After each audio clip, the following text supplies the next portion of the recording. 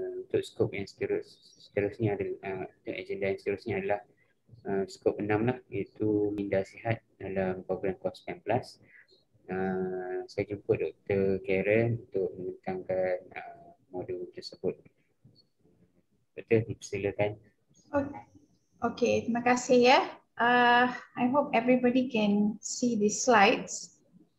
Basically, scope Minda Sihat is a very important scope dalam modul KOS 19 ni sebab kalau tak ada, if you do not have a good mental health, then your physical health also would be usually affected. So without further ado, I can start my presentation lah. Okay. Sebelum kita pergi pada core of Minda Sihat, kita kena ketahui beberapa statistics lah. Statistics berkenaan kesihatan mental or the mental health burden di Malaysia. Mengikut data NHMS 2015, kita punya prevalence of mental health problems di Malaysia adalah 29.2%. Bila kita kata mental health burden or mental health problem, ini bukan bermakna penyakit mental tetapi masalah kesihatan mental. The difference between penyakit mental dan masalah kesihatan mental adalah these two are two separate entities. Bila kata burden or masalah kesihatan mental yang hampir 30%, iaitu 3 atau 10 Malaysians mengalami, yang lebih dari 16 tahun mengalami masalah kesihatan mental, bukannya mereka semua ada penyakit mental. Okey, kalau kita katakan masalah kesihatan mental adalah masalah seperti stres, anxiety atau kebimbangan dan kemurungan. Okey, dan kalau kita kata penyakit mental adalah bila masalah kesihatan mental you berlebihan dan seseorang individu yang mempunyai masalah kesihatan mental yang lama dan tidak seek or tidak kenal pasti akan masalah dia dan tidak meminta bantuan, masalah kesihatan mental dia boleh menjadi penyakit mental. Dan penyakit mental adalah apabila kamu didiagnose, ditengok oleh seseorang pakar dan didiagnose dan diberi ubatan, kamu memang ada penyakit mental. Okey. Kalau kita tengok NHMS, kajian kesihatan mobiliti negara pada 2017, kita tengok masalah remaja pun tinggi. Okey, 1 dari 5 remaja kita berumur 13 hingga 17 tahun, mereka murung. 1 dari 10 mereka stres dan 2 dari 5 mereka resah or anxious, ya. Kalau kita tengok kepada masalah kesihatan mental, kalau tidak dibantu, okey, dia boleh memaksa seorang mengadakan tingkah laku seperti pengambilan dadah, okey, tingkah laku pengambilan alkohol, okey, dia akan menjadi menace, okey, dan dia boleh juga mengadakan tingkah laku bunuh diri. Kalau kita tengok kita punya tingkah laku bunuh diri di Malaysia, dia untuk bagi 2017 our adolescent health survey, dia dari 7.9% dia sudah naik ke 10%. Okey. Kalau kita kata tingkah laku bunuh diri remaja, kita ada 3 komponen untuk tingkah laku bunuh diri, iaitu idea, suicidal ideation, plan, okey, macam mana nak bunuh diri, dan memang dia lakukan dia bunuh diri lah. So we have the suicidal ideation, we have the suicidal plan, and also we have the attempt. Okey, kalau you tengok mengikut statistik, memang semua ni sudah naik. Okey. Dan ini adalah NHMS 2019 yang baru-baru ni, kita tengok 2.3% golongan dewasa di Malaysia yang berumur 16 tahun ke atas memang ada kemurungan, prevalent kemurungan. Dan mengikut negeri, kita tengok Putrajaya, Negeri Sembilan, ya, Sabah, Perlis adalah mengikut negeri memang tinggilah prevalent. So kenapa saya memberitahu data ini adalah important, sebab sebelum you all berikan apa-apa intervensi, you kena beritahu mereka yang memang masalah kesihatan mental tu penting. Sebab beban masalah kesihatan mental di Malaysia memang adalah tinggi. Okay, kalau kita tengok definisi WHO, Persatuan Kesihatan Antarabangsa, dia telah memberikan definisi kesihatan mental adalah keadaan di mana seseorang individu mengetahui potensi diri dia dan dia boleh berdaya tindak terhadap kehidupan seharian dan dia boleh bekerja dengan produktif dan bukan saja kerja, dia boleh bantu atau menyumbang kepada masyarakat. If you look at, if you see a definition of mental health, is actually a state of well-being where every individual, he realizes or he knows his own potential and he's able to cope with his normal stresses in life. What do you say by normal stresses? Memang kita kehidupan seharian kita memang kita melalui berbagai jenis stres, seperti stres you're getting caught in a jam, stres datang kerja, stres anak-anak sekarang online classes. So kita ada pelbagai jenis stres. So kalau kita boleh overcome, okay, kita boleh berdaya tindak terhadap stres kita hari-hari, ini bermakna kita mempunyai kesihatan mental yang baik, okay? Dan kita boleh sesama sekali be productive at work, okay? Dan juga menyumbang kepada komuniti, menyumbang kepada keluarga kita, kita dikenali sebagai seseorang yang mempunyai kesihatan mental yang optimal atau yang baik. Okay? Bila kita bincang pasal tempat kerja yang sihat, okay, kenapa memang kita perlu ada tempat kerja yang sihat? Sebab kalau kita duduk di satu tempat kerja yang di mana kita ada banyak cabaran, okay, kita memang ada pelbagai jenis stres, kita tidak boleh berproduktif. So, tempat kerja yang sihat adalah penting. So, dia adalah di mana pekerja dan pengurus, okay, berkolaborasi untuk menggunakan proses penambahbaikan berterusan untuk melindungi dan mempromosikan kesihatan, keselamatan dan kesejahteraan ke semua pekerja dan kelestarian di tempat kerja. So, to have a good, or what we say, a healthy working place is very important. Okay, kalau if we don't have a good healthy working environment, we don't have proper collaboration among our employers and employee, dia akan menjadikan our work environment very stressful. So tempat kerja yang sihat adalah memang penting.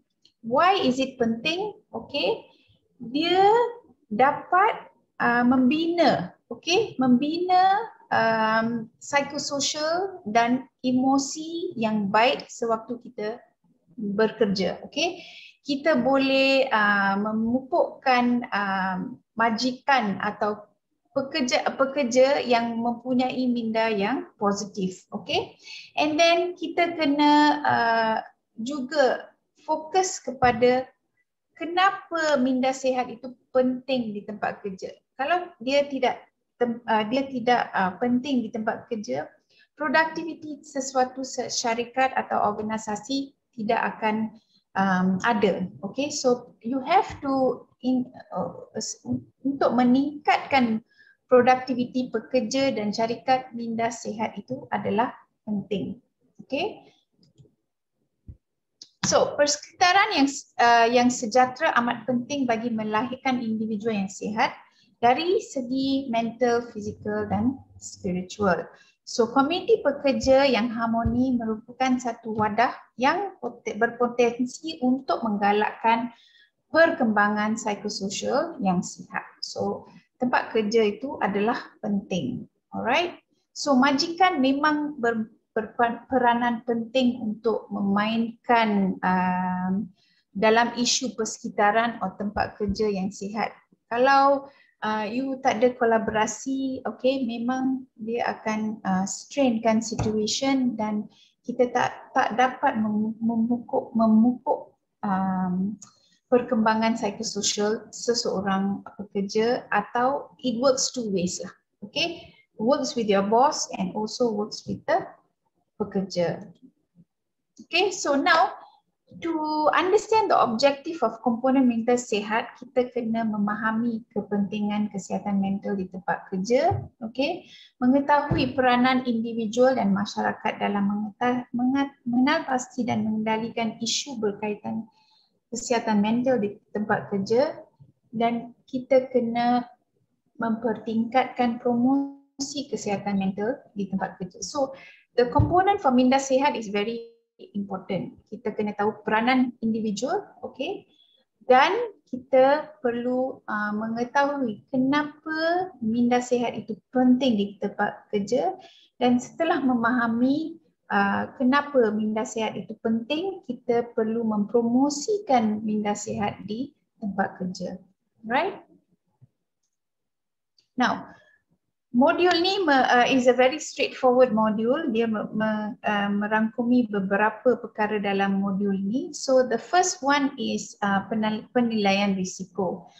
Bagaimanakah kita menilai, or we do a risk assessment, okay? We do a risk assessment.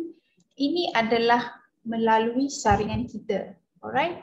So saringan kita yang selalu kita gunakan adalah saringan minda sihat, iaitu our depression, anxiety and stress scale. Okay? Now depression and anxiety dan stress scale ini adalah mengandungi 21 soalan. Dan soalan ini memang telah divalidasi, okay, and this DAS21 tool has been used for many years, okay. So dia ni mengenal pasti atau dapat menginterpretasikan skor masalah kesihatan mental yang dialami, iaitu tahap stres, tahap anxiety atau kebimbangan, dan tahap kemurungan sesuatu klien yang mengalami saringan minda sihat. Okay, so lepas you saring, you akan tahu bagaimana untuk calculate the score dan mengenal pasti apa adalah punca mengikut skor, sama ada patient itu atau klien itu mengalami stres, klien itu mengalami kebimbangan, atau klien itu mengalami kemurungan. So it's broken down into 21 questions, okay?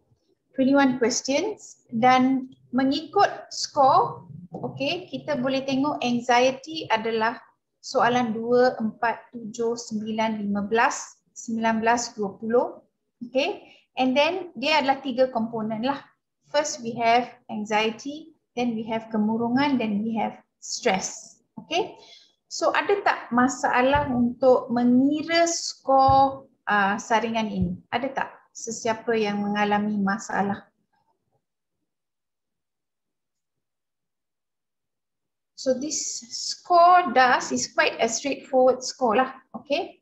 And kalau kita tengok, kita bagi klien isi borang ini, okay? Kepentingan borang ini adalah what we have to understand is kalau you bagi klien borang ni, apa you beritahu klien? That is the most important thing, okay? Bila you distribute borang ni, you beritahu mereka yang ini bukan mendiagnose, okay? Dia bukan memberitahu yang memang you ada penyakit, okay? This DAS will tell you your frame of, or your emosi, your score emosi dalam jangka masa 6 minggu yang terdekat. Okay, so tidak semestinya kalau you mengalami skor yang teruk atau sangat teruk untuk anxiety atau kemurungan atau stres, you akan selama-lamanya stress, anxious atau mengalami anxiety. Bukan. So apa yang you kena beritahu adalah saringan das ini bukan untuk mendiagnose you ada penyakit. Dia hanya memberitahu you punya tahap psikososial or your tahap emosi dalam 6 minggu yang terdekat. So it's very important to tell your client that it is not a diagnostic tool. Number 2 is data yang you ada ni, it's all confidential. So they can freely answer ikut dia punya tahap psikososial pada waktu yang dia menjawab. So you kena beritahu klien yang bila mereka menjawab, dia kena memang they have to be truthful lah. Okay, they have to be truthful when they are answering. Okay, and score dia adalah you kena beritahu yang kalau you memang mendapati skor anda memang teruk atau sangat teruk, jangan jadi panic. Okay, sometimes bila volunteers or volunteers Cospen Plus or any bila kita nak buat saringan ni, kita beri mereka tapi kita tak terangkan dengan betul bagaimana cara penggunaan DAS ini. So these are the important components yang kita kena take note when we are actually monitoring or saring pesakit mengikut saring klien mengikut penggunaan tool depression, anxiety and stress healing. Okay. So kalau you tengok our format DAS, okay. Let me just go to the last slide.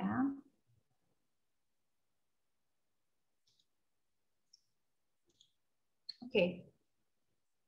Now, bila mereka isi, kita letak markah ikut scoring. Okay.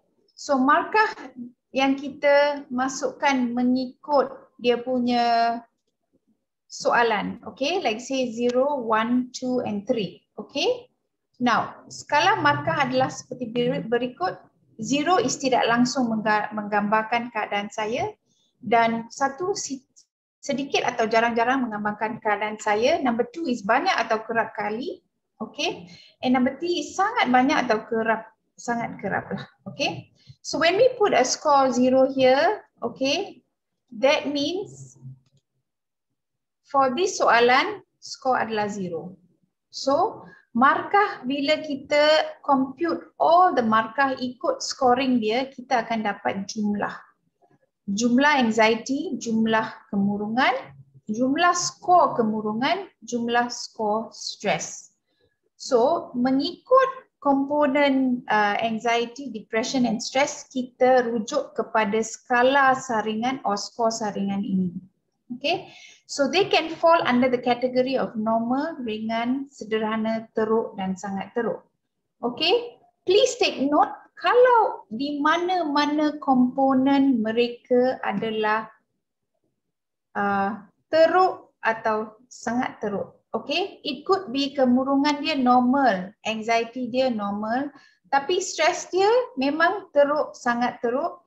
Skor ni akan diambil sebagai keseluruhan teruk dan sangat teruk. Okay, so kalau kita ikutkan Carta Ahli Pengurusan Kesihatan Mental, we will see the score. Kalau dia ringan dan sederhana, barulah kita akan bagi intervensi minda sihat oleh sukarelawan. Okay. Kalau dia teruk dan sangat teruk, di mana-mana komponen anxiety, stress, dia mungkin murung dia teruk, sangat teruk, anxiety, stress dia normal. Dia mungkin anxiety, stress dia memang teruk, sangat teruk. So mana-mana komponen, salah satu komponen pun kalau teruk, sangat teruk, kita terus berikan surat rujukan ke klinik kesihatan berdekatan. Okay, this is quite a straightforward. Alright. Kalau dia ringan dan sederhana, baru kita bagi intervensi minda sihat. Okay. Now, in the corporate world, alright, pula, Kalau dia teruk dan sangat teruk, okay, ada di antara mereka yang perlu rujuk kepada majikan atau ketua jabatan. Okay, this is probably in the private sector lah, alright.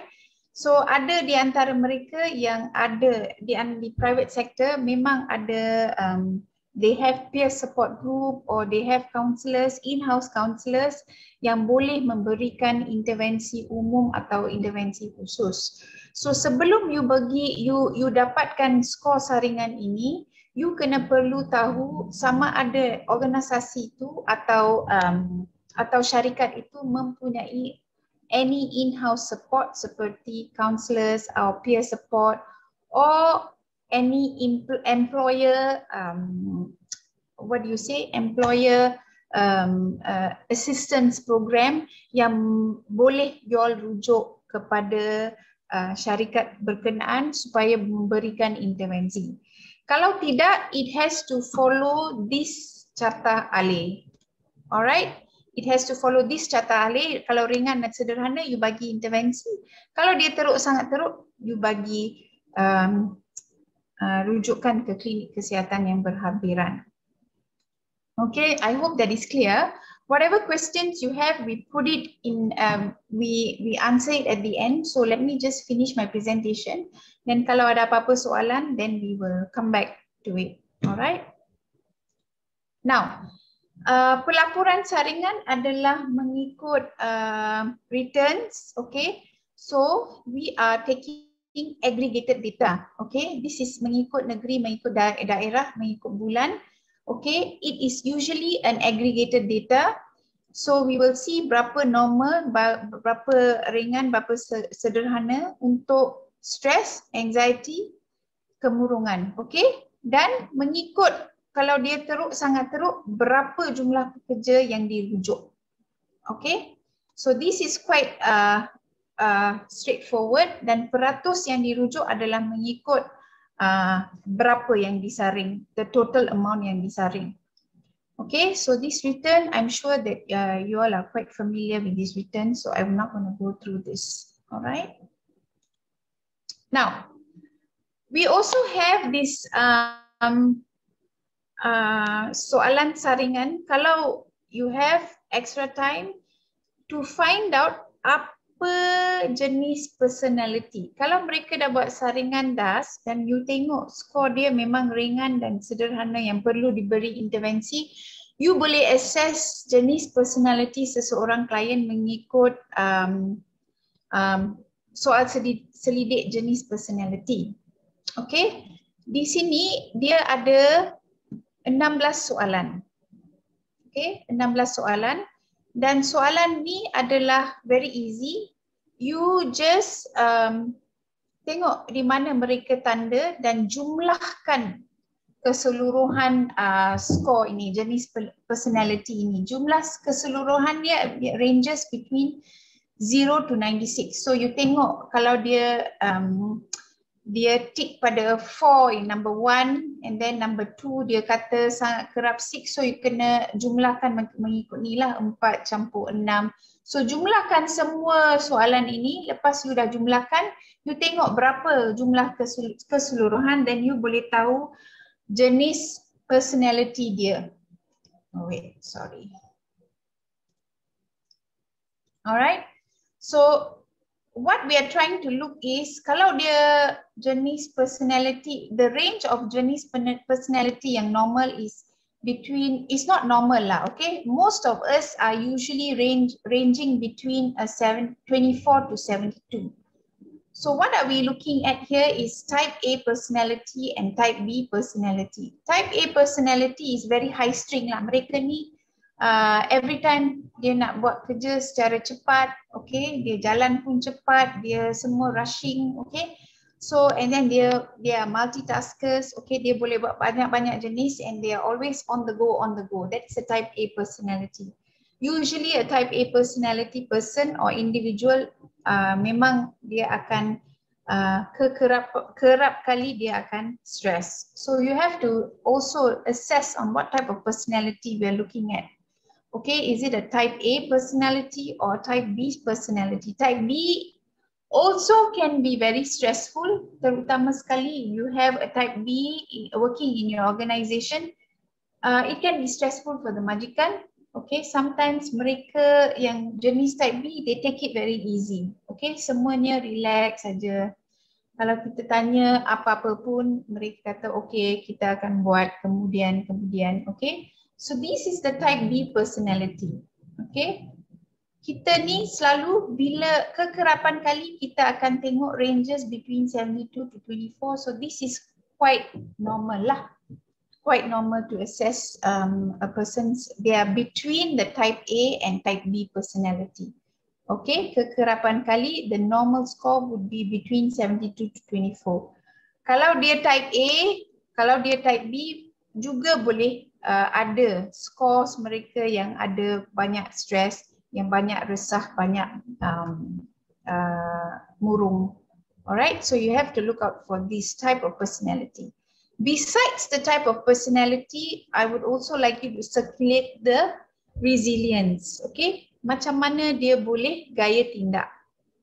Okay, kenapa kita look at the gaya tindak is because we want to see what is their coping mechanism. Okay, sama ada mereka pandai bergaya tindak, pandai cope, atau mereka teruk, memang tak boleh. They are very sensitive, okay, they don't have a good coping mechanisms. Individual yang don't have good coping mechanisms, they usually will be very stressful, they usually will be bimbang, and they will usually have a lot of issues of not taking whatever stresses that comes from the organizations. So kita kena tengok macam mana mereka gaya tindak. Why these two type, the jenis personality dan gaya tindak adalah important, adalah kita boleh dapatkan at least a background or a rough idea on what client are we dealing with. So apa intervensi yang perlu diberikan boleh kita senang nak kenal pasti. Okay. Now, so look at this slide. Okay, kalau you tengok slide ni, usually when we do this presentation face to face, we will ask our clients, look at these slides. What do you feel? Dia bergerak secara laju ke, dia bergerak secara perlahan ke, atau tidak bergerak langsung? Okay, kalau you tengok, some of us might be feeling that it's moving very slowly, okay? Some of us might be seeing it as stagnant, memang tak bergerak. Some of it might be seeing it as moving a little bit faster than normal, okay? So how do we interpret this? Okay, now stress menjejaskan tekanan darah dan mata anda. Berikut adalah dua gambar, bukan animasi, mereka boleh menunjukkan tahap stres anda.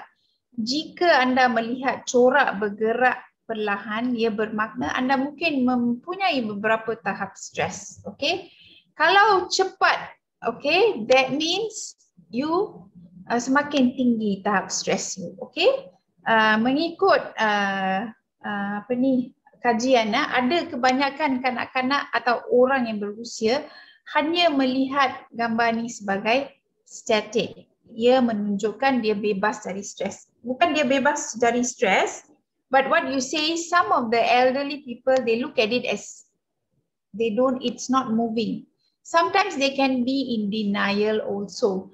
Mungkin dia ada stres tapi dia tak beberapa kenal pasti yang sama itu dia adalah it is stress or not. So we have to make sure that we understand how they are going through and what they are going through. So the saringan untuk DAS tu memang adalah is very important. Alright. So when we talk about stress, what do you understand about stress? Okay. Stress adalah, concept stress is actually a physical, chemical or emotional factor that cause bodily or mental tension that may be a factor in disease causation. Okay, or it causes extreme psychological and emotion arousal a person experiences when confronted with a threatening situation. Alright, stres adalah hakikat kehidupan yang tidak dapat dielakkan. Memang kita tak boleh elak stres kan? Alright, stress is everywhere. Alright, and dia adalah respons fizikal, emotional dan mental seseorang terhadap sebarang tuntutan or any threatening situation. That is the definition of stress. Okay, so how do you understand stress? Why is there stress at workplace? Okay, now punca stress di tempat kerja ada banyak jenis punca lah. There's a lot of causes of stress. One is you're not stressed. You're stressed sebab you tak memahami peranan you dalam organisasi. Okay, atau you ada konflik, interpersonal konflik dengan you punya colleagues atau you punya pegawai bawahan you. Okay, memang ada conflicts. Okay, you tak nampak perkembangan kerjaya you. So you tak tahu lepas ni you asyik in that same position. So what is next? So you tak boleh, you don't know what is the next. Adakah kamu akan you be promoted, okay? Adakah you akan naik jawatan atau akan stagnan saja. So that is also could be a stress. Then I kata tadi jenis personality dan sifat kerja is very interrelated. Okay? Sifat kerja. Sometimes kalau you ada type A personality selalu you nak terburu-buru buat dengan cepat sekali. Okay? And sifat kerja you adalah you always want to do it fast. Okay? Atau sifat kerja you yang memang suka menepikan kerja and then don't do anything. So you're just not doing anything. You're blindly looking, you know. So memang you ada masalah dengan majikan atau bos. Okay? These are all punca-punca. Satu lagi adalah home and workplace interface. Okay, interfasa rumah dan di tempat kerja. You mungkin ada masalah di rumah. Okay, masalah di rumah you bawa ke tempat kerja, then you tak boleh produktif. So there's a lot of stress factors, punca stress di tempat kerja. Kalau kita tengok secara dengan teliti, kerja as in kerja itself, you have penyakit, kecederaan, okay, dibuang kerja.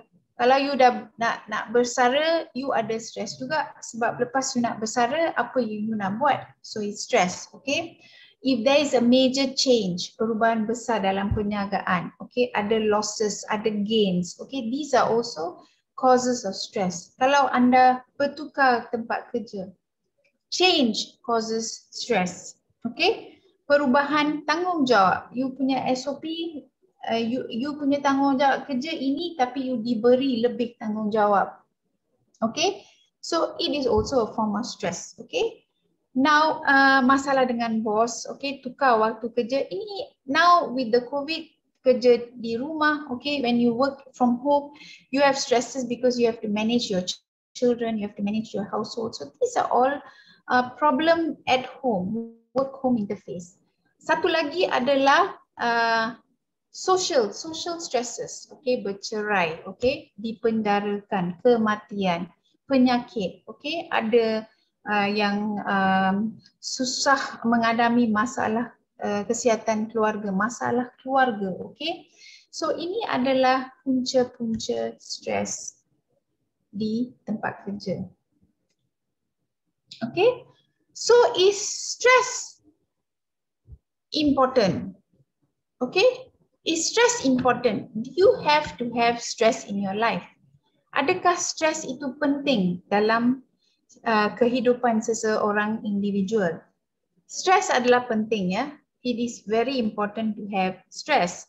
But how much of stress must you have? Okay. Now, bila stress adalah satu motivasi. Okay. Kalau kita boleh handle stress itu, dia boleh menjadi tool of motivational tool to help you be productive. Okay, kalau kita tengok theory of graph of the Hans self theory of work performance versus stress, okay, kalau kita ada very low amount of stress, okay, bila stress kita rendah, hasil kerja kita pun memang akan rendah. Okay, so as we go up, our stress level increases, our alertness increases. Okay, our alertness increases. So we should have an optimal amount of stress so that we can be productive. Tetapi bila stress kita semakin lama dia menaik, okay, dia akan menjejaskan work performance kita.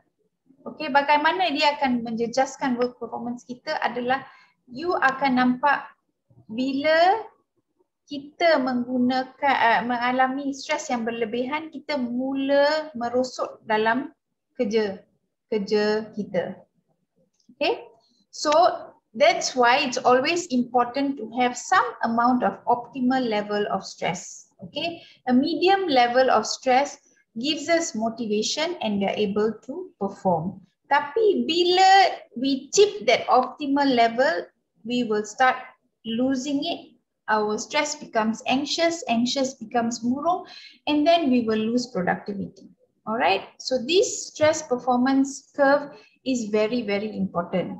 So kalau dia kata adakah stress itu memang important or mustahak dalam kehidupan seseorang individual? Ya, dia adalah mustahak dan penting, tetapi dia kena ada optimal level of stress or medium amount of stress untuk memberikan kita motivasi. Alright.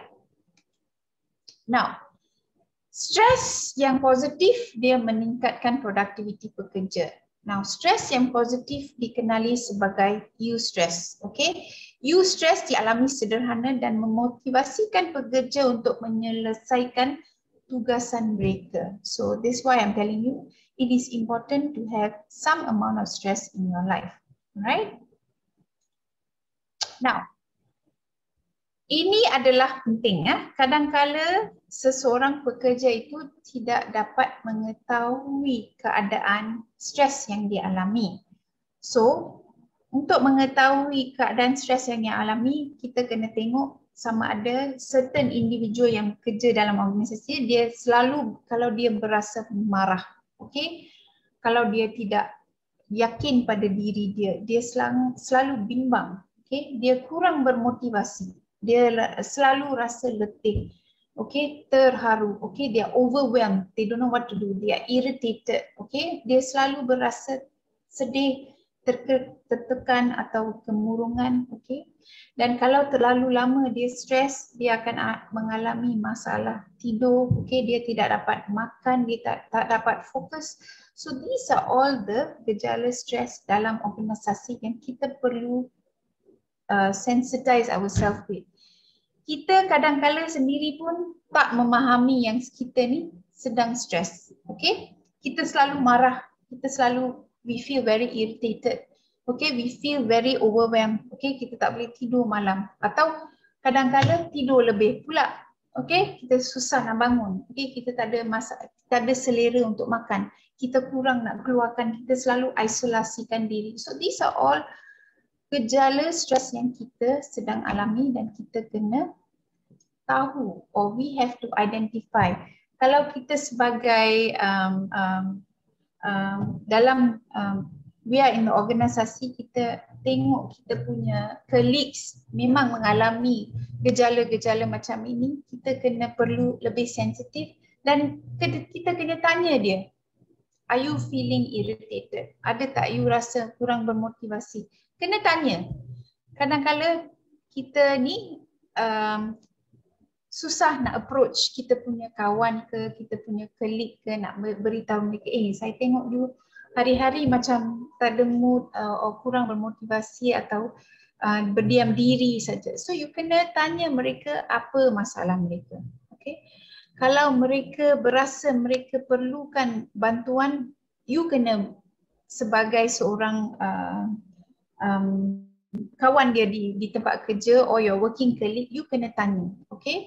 Dan kalau you mengalami stres, okay, you memang lama-lama memang stres, you kena pandai pergi untuk meminta bantuan kepada sesiapalah. Kalau you nak luahkan you punya perasaan kepada you punya colleague, make sure that you luahkan pada seseorang yang anda boleh percayai, okay? Ia adalah penting untuk luahkan perasaan you. You jangan stigmakan diri you, okay? Stigma is a very important thing. Stigma kesihatan mental masih ada di Malaysia, okay? Tapi dia memang semakin berkurangan lah. Ramai di antara kita sekarang sudah pandai pergi mencari, mendapatkan bantuan. So ini adalah penting dan mustahak. Stigma ni ada beberapa jenis stigma. One is social stigma, another one is self-stigma.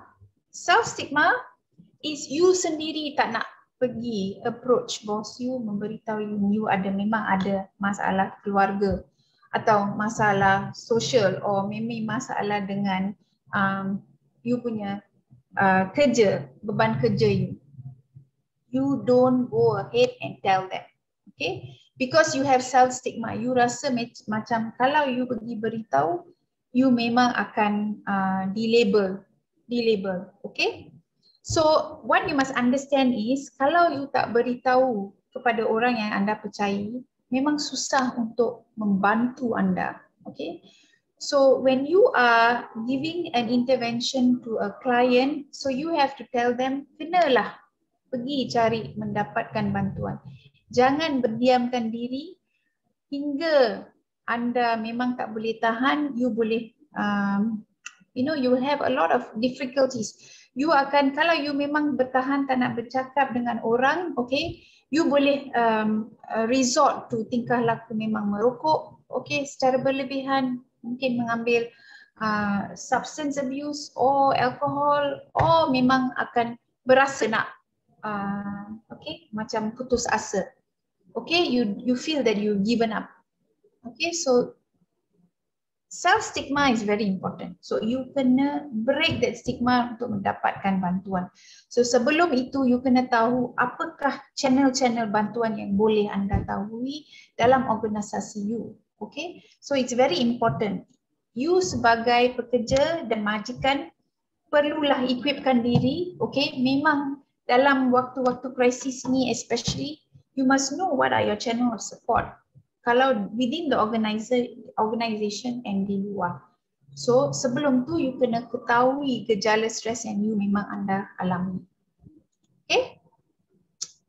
So kesan stres pada organisasi adalah low productivity. Okay? Ramai mereka, antara mereka akan ambil MC. Okay? Tak nak datang kerja sebab mereka sakit. Okay? Sakit kepala, sakit demam, kerap demam. Okay, so these are all punca-punca stres yang kadang-kadang we don't realize it. Okay, then ada di antara mereka yang give up. Dia tak boleh ambil burden kerja, there'll be more, the turnover is very high sebab mereka letak jawatan. So these are all negative negative impacts to the organizations. Okay, kesan stres ia memang akan teruk lah. So that you won't, selalu you akan isolasi diri, okay? You akan takkan bekerjasama, there is no teamwork, and kalau you memang stress, berterusan you akan ada anxiety and you akan ada depression. Alright, kalau kita tengok ni, healthy mind, okay? Kalau you selalu stress, you akan ada anxiety dan depression.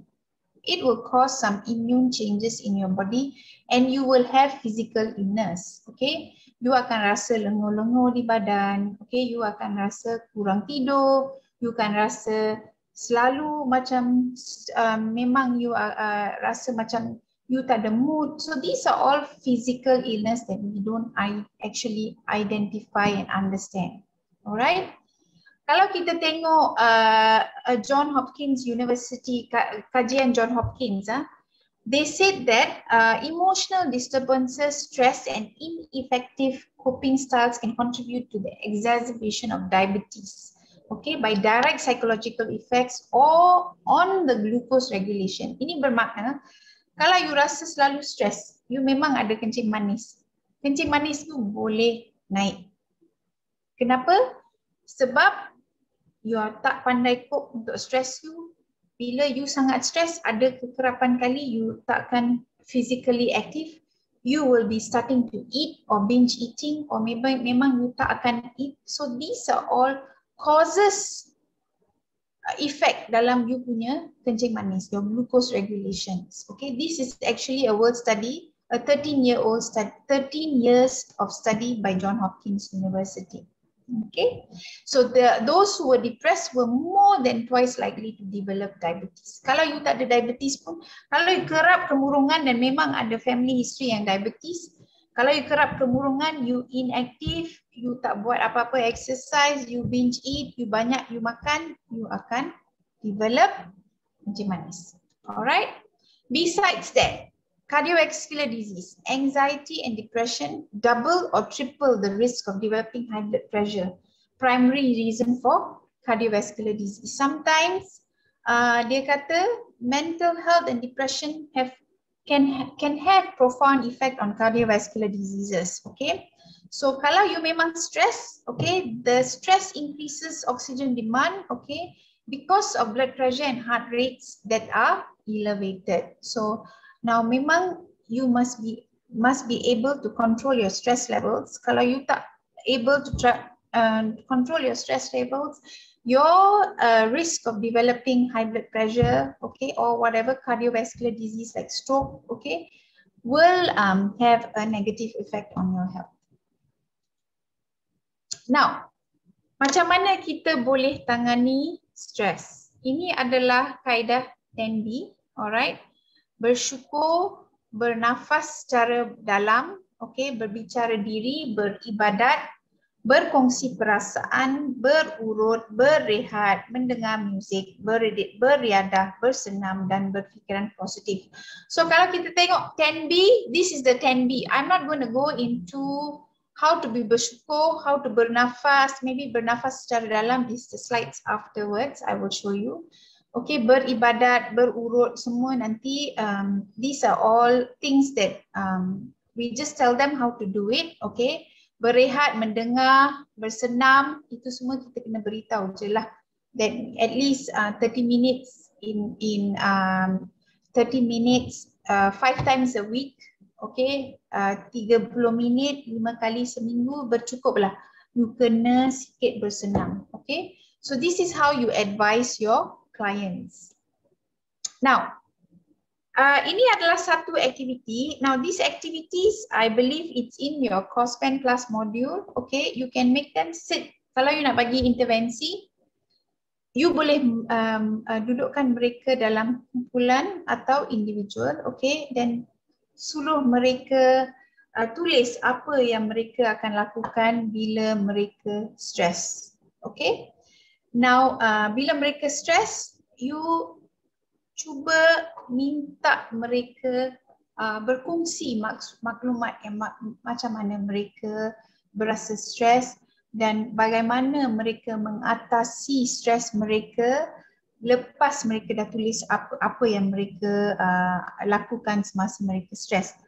Ada di antara mereka rasa mereka tidur, mereka akan rasa okey. Ada di antara mereka berasa less stress bila mereka mendengar muzik or bila mereka just take a 5 minutes break untuk breather.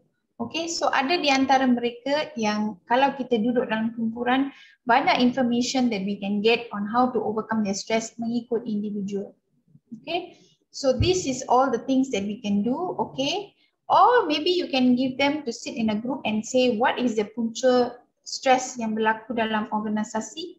Okay, kalau mereka have experienced any form of stress, suruh mereka tuliskan dan bagaimana cara mereka mengatasi stress. So mereka dapat mengungsikan. So this is one activity that we can do. Alright. Now the other thing is kemarahan. Okay, pengendalian kemarahan or penyelesaian dan penyelesaian konflik. Now kalau kita stress, kemungkinan besar kita selalu akan kerap marah. Okay, sometimes people who are stressful, they are very angry. Okay, so how do we know that if that a person is stressful or mereka tengah marah? Okay, now kemarahan salah satu hasil dari percanggahan di antara dua orang. Okay, or if we have issues of conflict, okay, it can cause us to have anger. Okay, so why is that conflict? Because there is percanggahan dalam kepercayaan atau maklumat yang diberikan atau nilai-nilai or values of a person. Okay, katakanlah you ada satu set of ideals or values yang you ikut. Kalau you diberi beberapa satu senario dan you memang memberikan you give a solution or you memberi cara penyelesaian masalah mengikut kepercayaan you atau maklumat yang you ada, yang you tahu, atau mengikut nilai-nilai values, dan ini tidak boleh di-accept oleh bos you or your other colleagues, dia akan menjadi konflik sebab mereka ada satu set of apa yang mereka percaya, apa yang mereka tahu, or apa yang mereka values, the values. Okay, it can be a conflict. Okay, when you both don't agree to your values or whatever information that you have or A has or B has, that's when you will have a conflict. And when you have conflict, memang you would be angry. Okay, now when you are marah, okay, bila you setengah marah, ada beberapa perubahan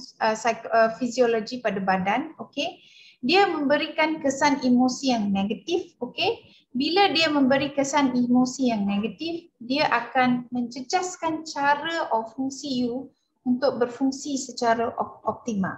Okay, and kemarahan ni boleh berlaku kepada sesiapa pun. Okay, dan dia boleh berlaku secara spontan atau dia boleh berlaku secara perlahan-lahan. Okay, it could be mounted anger yang memang you simpan. Okay, and this will cause emotional and psychological changes to yourself. Okay, so what do we do kalau kita how do we know tindak balas kemarahan? Okay, physical, you will get, kadang-kadang kalau you marah, you rasa macam denyutan jantung you kuat. Okay, and then you rasa sempit, kadang-kadang you rasa sesak nafas. Okay, kadang-kadang ada di antara mereka menggeletar. Okay, then mereka rasa sakit kepala. Okay, sebab mereka sangat marah. Okay, dan apakah gangguan tingkah laku seperti yang beritahu tadi? Gangguan tidur, tak ada selera, okay, makan, okay, you suka mengasingkan diri, okay, kadang-kadang you boleh membuat keputusan secara terburu-buru, and then kadang-kadang you boleh menggunakan bahasa yang kesat. So these are all things and mungkin boleh bertindak ganas. Okay, itu adalah the extreme end. Okay, so kita kena tahu, kita kena pandai macam mana kita boleh menguruskan kemarahan kita. Okay, dia ada 3 langkah. Alright, first you have to stop, then you have to think, and then you have to react. Okay, berhenti, berfikir dan bertindak. Okay, you kena berhenti. Okay, memberi diri sedikit masa. Okay, to assess the situation, untuk mempertimbangkan situasi. Okay, bila you berhenti, you kena juga pandai bertenang. Okay, bagaimana you bertenang? Okay, you kira sampai 10. Okay, you can count either backwards or you can count either forward. You can count 10, 9, 8, 7, 6, 5, 4, 3, 2, 1. Ada di antara kita, lepas kita kira, kita lagi marah. Okay, so what you do is, you kena tahu macam mana you boleh bertenang. Okay, so you are the master of yourself, of your emotions. Alright. So kalau you rasa you duduk, you nak take 5 minutes or 10 minutes or 1 day or 2 days untuk bertenang, you beritahu your colleague or you beritahu your sesiapa yang you memang berasa marah atau tengah konflik, just give me a few days, then I will get back to you, or you just give me 5 minutes because now I'm very angry, I tak boleh cakap. Okay, kena beritahu. Or you mendiamkan diri saja. Okay, so lepas you mendiamkan diri or you bertenang, you kena berfikir apa yang you nak cakap. Okay, fikirkan dulu sebelum you bercakap. Okay, jangan terburu-buru untuk to say whatever you want to say. Kadang-kadang bila kita say something out of a rush, it comes out wrongly. And you don't mean, most of the times you don't mean what you say when you're out of anger. Kan? Alright, so we have to be very careful with what we say. Okay, jangan buatkan sesuatu keadaan lagi merumitkan. Sebab itu, you kena berfikir dulu apa yang you nak cakap. Okay, and you kena fokus pada isu yang sebenar. Jangan mencungkil apa yang berlaku dulu. Okay, ini selalu you can see with husband and wife conflict. Okay, kalau suami ni tengah marah, isteri tengah marah, dia selalu suka mencungkil pasal isu-isu yang lama. Okay, or even at the workplace, sometimes you kata, I'm very angry. This is not the first time you have done this before. You pernah buat ni pada saya dulu. Isu adalah apa isu yang sebenarnya. Okay, just focus on what is the current issue and then berfikir apa yang you nak bercakap, baru you bertindak. Okay, gunakan you punya gaya tindak yang berkesan. Okay, and you kena bertumpukan kepada apa emosi yang you sedang mengalami sekarang. Okay, so it's very important this 3B. Okay, berfikir, berhenti, berfikir dan bertindak. So kalau you nak cakap pasal how do we anger manage, alright? So we have another activity yang kita boleh bagikan kepada klien kita, alright? Untuk mengenal pasti apa punca kemarahan you. So this is what we call the anger management sheet. Alright, it is actually to tell you what are the ones that trigger your anger. Okay, what is the one that actually triggers your anger? Why you kena kenal pasti what triggers you, sebab apa yang, kalau you tahu kenal pasti apa yang dapat memberikan you kemarahan ni, you boleh improve on all these areas. Okay, so we look at that. Kalau dia kata, okay, anda dalam keadaan sibuk tetapi majikan masih memberikan anda lebih banyak kerja. So if that is what you're going through, you focus on that problem and macam mana you boleh mengatasi problem ni. Alright, so this is another activity yang kita boleh bagi klien ni, sama ada untuk mengenal pasti apakah punca kemarahan dia. Okay. Now, then I will go to I'll go straight to,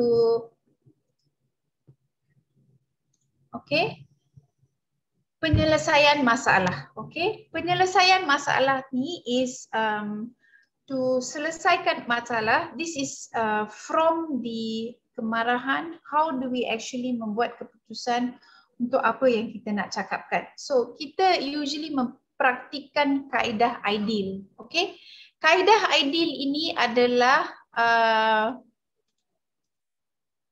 okay, first is you identify, the second is to describe, okay, the third is to evaluate, the fourth is to act, and the L is to learn. It's ideal. Okay, so you, bila you marah, you kenal pasti apakah punca kemarahan ni. What is your masalah? Apakah masalah dia sekarang? Apakah masalah you sekarang? Okay, identify, then you describe. Describe tu memperjelaskan beberapa pilihan cara penyelesaian. So you kena buat macam ni. This is your problem. Say A is your problem. So describe pula, you kena tengok macam mana cara penyelesaian. Dia bukan ada satu cara je untuk selesaikan masalah you. Ada beberapa cara. So write it down. What are the caras? Okay, this is how you break it down. Okay, describe it. Okay, dan dalam cara-cara ni, you tengok cara A, cara B, cara C. Cara A, you evaluate apakah kebaikan kalau kita buat cara A, apakah keburukan kita buat cara B, cara A. Then the same thing as all the caras that you have identified. Setiap pilihan tu you kena identify what is kebaikan, what is keburukan. Lepas tu berdasarkan kebaikan dan keburukan, you tengok banyak mana yang ada lebih kebaikan, you choose that. Then you lepas you dah evaluate, you act on it berdasarkan what you have evaluated. Okay? Kadang-kala kita punya keputusan, mengambil keputusan mengikut pilihan yang kita cadangkan tu, mungkin dia akan mendapatkan memberikan manfaat. Okay, from the decision there could be good decisions, there could be bad decisions. Okay, it could be good decisions. So what we do is kita ambil precedence. Okay, we take precedence or kepujian dalam apa pilihan yang kita buat yang membawa kebaikan dalam menyelesaikan masalah yang you ada. Okay, kita boleh repeat that same decision. Okay, kalau dia decision you is not a very good decision, we take precedence also. So we will make sure that we do not ikut cara yang apa yang kita buat dulu. So this is how we use the kaedah ideal to menyelesaikan masalah kita. Alright, so this is very important. So if you can do that, maybe you can give them you give them a scenario. Okay, you boleh duduk mereka dalam satu a group, and then you can also tell them that you give them a scenario and tell them to cuba selesaikan senario itu menggunakan kaedah ideal. Okay. The other thing is fikiran positif. Okay. It is always good to berfikir positif. Alright. Apakah faedah berfikiran positif? Dia boleh mengawal situasi. Alright. And then dia boleh meningkatkan daya tindak kita. Okay. Dia, kalau kita selalu berfikiran positif, kita boleh mudah menyesuaikan diri. Okay. And kalau kita selalu berfikiran positif, kalau apa-apa negatif yang datang tu, kita boleh nampak dia secara positif sebagai peluang untuk belajar atau menambah, to improve yourself. Alright. Now, and kalau kita dapat selalu berfikiran positif, it also helps to improve your self-esteem. Okay, dia boleh meningkatkan harga diri kamu. So this is the benefits of being positive. Now, how do we mengenal pasti? How do we berfikir secara positif? It is the same as ideal. Alright, we kenal pasti situasi. Okay. Kalau kita selalu ingatkan negatif, why are we feeling negative? Kita kena break it down, alright? And kita kena menilai sama ada pemikiran negatif tersebut itu wajar, okay? And adakah kita mempunyai fakta yang kukuh untuk selalu memikirkan negatif? So this is how we have to think, okay? And then baru kita menggantikan pemikiran negatif itu dengan pemikiran yang lebih positif. Alright. This berfikir secara positif is not very difficult. Okay. Why is it not difficult? Is because kita kena identify, kita kena mengenal pasti apa situasi yang negatif itu. Dan kalau kita dah kenal pasti situasi yang negatif itu memang negatif, kita boleh gantikan pemikiran itu kepada yang positif. So we also have a activity where we can give setiap kumpulan, okay? And then kita kena suruh dia menyenaraikan 10 situasi atau 5 situasi yang negatif yang berlaku di tempat kerja, okay? And then bagaimana kita boleh menukarkan situasi yang negatif itu kepada situasi yang positif. So this is quite easy, alright? Like say, if we give an example of kalau mereka kata mereka tidak dapat berkomunikasi dengan bos, okay? So macam mana, this is a negative situation sebab mereka selalu mengisolasikan diri, individu itu selalu mengisolasikan diri, dia tidak dapat berkomunikasi dengan bos sebab mereka rasa bos not responsive or boss is pilih kasih or they have their favoritism. So how do we take that negative thought and we make it positive? Okay, so we give them a situation. So how do we in this situation, how do we actually make it a positive situation? Okay, so there are a few scenarios here. You kata you tak boleh berkomunikasi. Adakah komunikasi itu hanya masalah komunikasi itu hanya pada kamu atau pada bos? Okay, is your boss not talking or are you not talking? If you are not talking, then you must make sure that you you go to your boss and tell your boss this is the situation. Memang beban kerja you banyak, you tak boleh buat. Okay. So you are not creating more negative situation for yourself. So you are going to go to your boss and improve your communication with your boss. Or even if your boss have a problem with you or he doesn't communicate with you, you yourself go to your boss and you communicate with him and tell him that this is the problem. I cannot take so much of burden of work. Is there a possibility where you can help me to assign somebody else?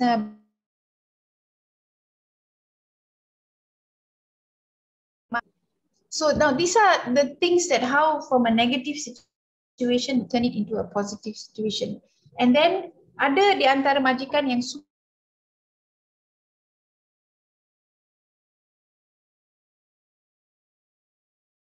di antara mereka yang memang tak suka.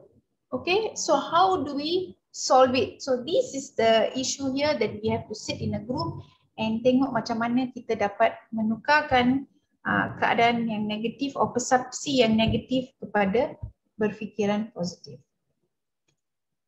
Now, bab pengurusan masa is very important sebab kita rasa 24 jam tu tak cukup. Ada di antara mereka 24 jam tak cukup. Alright. So, kalau kita, if we have poor time management, kita memang stress. Okay. Kita tak boleh membahagikan kita punya skop kerja, okay, pada waktu kerja kita kerja, pada waktu bersama keluarga kita bersama keluarga, pada waktu beriadah kita beriadah. So ada di antara individu yang tak pandai mengurus masa mereka. So ini adalah satu isu yang membawa kepada stres dalam sesuatu organisasi. So untuk mengatasi isu masa, we have this activity, we called it the time management cycle, alright?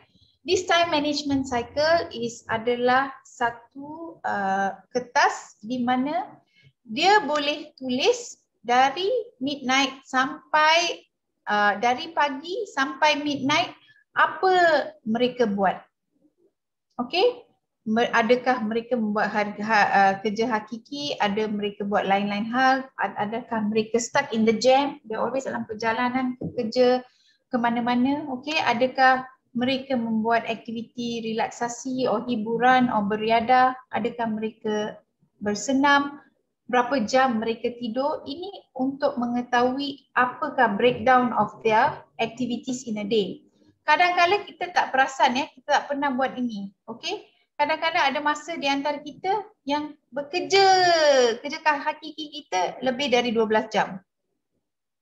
Okay, so this will actually identify apa yang kita buat dalam sehari itu, berapa banyak, berapa jam kita uruskan kita mengikut tanggungjawab inilah. Okay, so it's very important to advise them on this time management. Okay, so how do we manage on time management? Is How do we uruskan masa? So, we uruskan masa ikut kepentingan kerja kita. Okay? So, it has to be urgent and important. Kalau dia urgent dan important, that forms in the first quadrant. Kita perlu buat kerja yang urgent dan important yang dulu. Okay? Sometimes ada kerja yang tak urgent tapi important. Okay, I'll give you an example. Alright? Like payment of your electricity bill. Okay? It can wait. Sometimes you must understand the urgency. Adakah dia penting untuk dibayar? Bila dia keluar saja you bayar. Atau you boleh tunggu untuk few days. So that is actually important, but it's not urgent, but you can do it within 1-2 days. Okay? Kalau kereta you tengah jalan rosak. Okay, I give you a scenario. Kereta you tengah jalan rosak. So is that important and urgent? Yes, it's important and urgent. Kalau kereta you rosak, you tak boleh datang kerja, you have to make sure that that is done first. Betul tak? So now this is how we identify what is urgent and important. We do that first. Alright? Kalau the one which is non-urgent and non-important, that one kita boleh ketepikan, kita tak buat dulu. So kita kena identify what is yang kita punya task, our daily task that is very important and urgent. So we do that first. In that way, we will have better time management. Alright. So ideal I dah buat. Alright. Now to be assertive, okay? Yes. Another 10 minutes. Okay, another 10 minutes. Thank you. So to be assertive bermakna seseorang tu boleh, alright, boleh menyatakan perasaan, keperluan dan pandangan secara jujur, jelas dan terbuka tanpa menimbulkan perasaan tersinggung kepada orang lain. Ini adalah macam mana I beritahu tadi, yang you go to your boss and tell them that memang I ada this much of work is memang very terlampau banyak kerja. Kalau boleh bos atau ketua, boleh you berikan tanggungjawab ini kepada seseorang yang lain. So you have to be assertive. Okay, ini bermakna you memang tegas diri. You boleh menyatakan keperluan kamu, okay, dan pandangan kamu secara ikhlas, okay, dan jelas, okay, tanpa menyinggungkan orang lain. Okay, you dapat menyatakan pendapat kamu, perasaan kamu dan kemahuan kamu. Okay, and then you kena juga fahamkan akan hak you untuk bersuara. Okay, dan you kena selalu jujur. Okay, and berterus terang. Jangan simpan, then after that you pergi membawang pasal bos you lah, pergi membawang pasal you punya colleagues lah. Okay, so don't have that. Make sure that you are memang berterus terang bila you tak boleh buat ke, memang dia memang it's more than you can if it's overwhelming. Okay, ini bermakna you menghormati perasaan orang lain dan you tidak cuba menakutkan orang lain. Okay, you are assertive. Alright. Now, langkah untuk menunjukkan sikap assertive, you jelaskan situasi, okay, dan bagaimana ia mengganggu perasaan anda.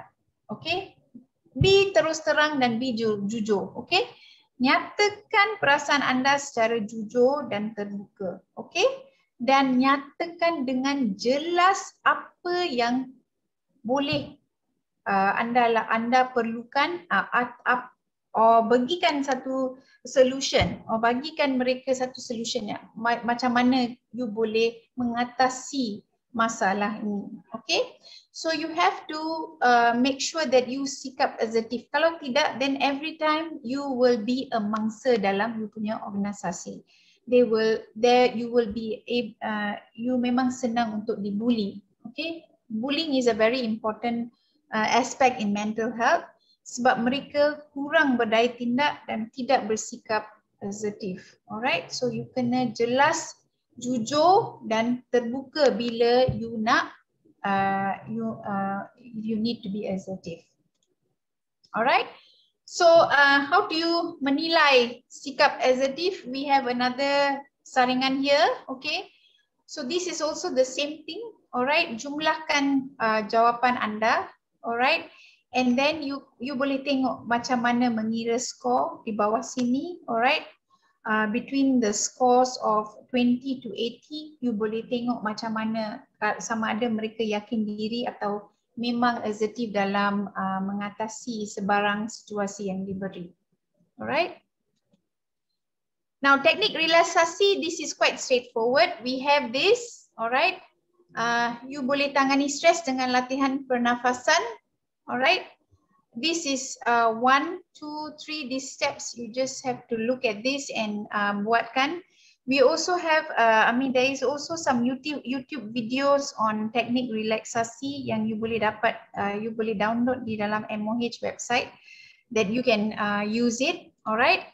And sama juga dengan tangani stres dengan urutan leher dan bahu. Kalau tak silap saya memang ada YouTube video yang menunjukkan cara membuat urutan leher dan bahu dengan gunakan dengan 2 orang lah. Okay, then you interchange. Alright. So promosi kesihatan mental di tempat kerja adalah very important. Kalau boleh download dalam kita punya website, KKM punya website or My Health website or My Sihat website where you can get posters on Minda Sihat. Okay. Kalau boleh simpan satu sudut Minda Sihat where people can sit down, relax. Okay, taruhlah relaxation music or aromatherapy or feature like a macam like a water fountain ke. Ikutlah. Kalau you tengok some organizations, they have this sudut Minda Sihat where people can go and just relax, or macam a pool table ke, or a karaoke set where they can sit and sing. Okay. Jangan bagi pula mereka duduk dalam sudut dalam bilik Minda Sihat saja. So you have to make it comfortable for them so that kalau mereka rasa stres, mereka boleh duduk. Letaklah bahan-bahan bacaan yang boleh merelaksasikan diri. Maybe a small vending machine to give a hot coffee station where they can go and make their own coffee. So these are all very important dalam sesuatu organisasi. So itu saja pasal Minda Sihat di tempat kerja. So it's very important. So I thank you for all of your participation. I hope you can take back all these messages. Yeah. Thank you. Thank you, Dr. Karen. Saya tengok dalam chat box ada satu soalan, Doktor. Dia tanya berkenaan dengan DAS. Adakah DAS untuk melihat emosi dalam 6 minggu atau 2 minggu yang lepas? DAS adakah untuk melihat emosi dalam 5 minggu atau 2 minggu? It's actually 1 week, okay, to 6 weeks. 1 to 6 weeks, it actually can tell you on how their emotions are, okay. It doesn't actually, kalau lebih dari 6 minggu, it is quite difficult. So we are mainly assessing between 1 to 6 weeks of their current emotions. DAS is a very good tool, but now what we are doing is we are moving away from DAS. We are going to use different tools, tapi sekarang ni kita tengah buat projek rintis untuk menggunakan tool yang berbeza lah. Tapi lepas kita dah jalankan projek rintis ni di semua klinik kesihatan, mungkin we will introduce it at the tempat kerja. Thank you. Ada soalan lain daripada peserta? Mungkin hari ni soalan.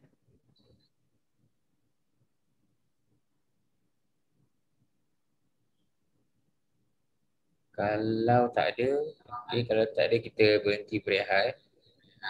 Kalau tiba masa rehat ada nak tanya soalan, boleh masuk dalam chat box. Saya ucapkan terima kasih kepada Dr. Karen atas penerangan yang sangat komprehensif. Kita belajar banyak hari ini lah, tangani stres, kawal kemarahan, teknik relaksasi, penyelesaian masalah, berfikir secara proses dan lain-lain lah. So kita harap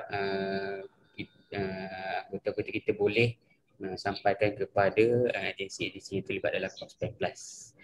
Okay, dengan itu satu lagi untuk peserta kepada yang belum daftar kehadiran hari ini. Sekejap lagi kita akan bagi link lah dalam chat box untuk mendaftar. Okay, Dr. Karen, terima kasih. Okay, thank you. Thank you.